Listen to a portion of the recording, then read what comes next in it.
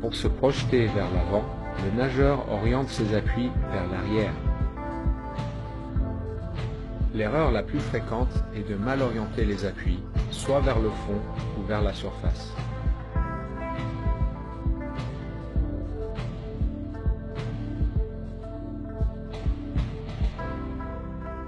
Les nageurs experts utilisent l'intégralité de l'avant-bras et de la main pour se propulser vers l'avant. Il est important que l'avant-bras soit à 90 degrés par rapport au fond de la piscine. Les nageurs novices ont tendance à tirer avec les coudes en premier et de se servir uniquement de la surface de la main. En nageant de cette manière, les bras ont tendance à tourner dans le vide et le nageur fait du surplace. Cela se traduit par une faible distance par cycle. En utilisant correctement les avant-bras, le nageur se déplace au-dessus d'un point d'appui qui est fixe.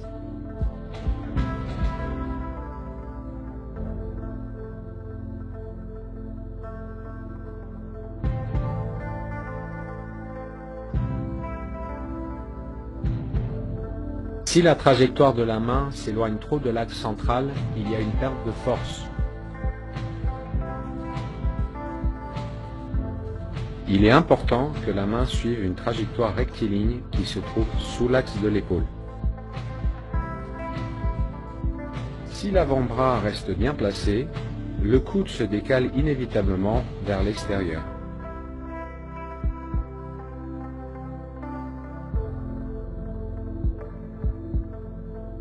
Les bons nageurs restent relâchés pendant une majorité du cycle et contractent leurs muscles uniquement pendant la traction sous-marine.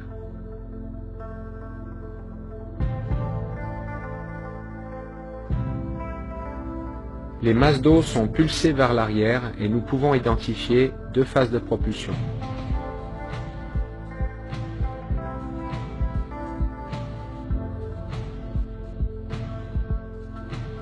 La majorité du déplacement vers l'avant est générée par la première phase de propulsion.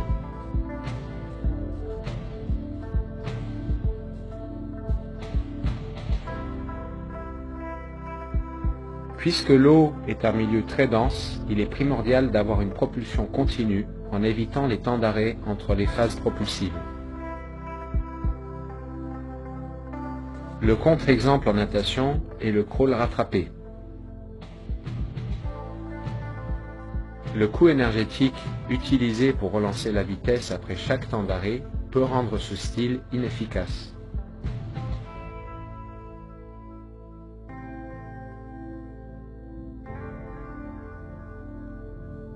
Dans toutes les nages, une propulsion efficace est le résultat d'une orientation correcte des appuis, de l'utilisation des bons muscles au bon moment et de la continuité. There's no better way to train a narrow, consistent kick than with vertical flutter kick. And coaches, there's no better way to improve a swimmer's kick than to film them doing this and show them how they're moving their legs and feet. The model looks like this. The legs are long, yet supple. The toes are pointed, yet the feet and ankles are flexible. The kick initiates with the hips and thighs, and not with the knees. The kick is quick, narrow, and continuous. The swimmer maintains a long body line and avoids the common mistake of folding into a bicycling position.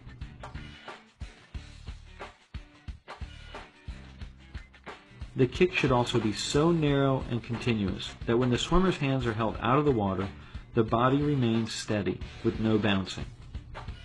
To add a fine point to this drill, try making sharp 90-degree turns using only the hips and kick to power your rotation. Make sure the hips are creating the power.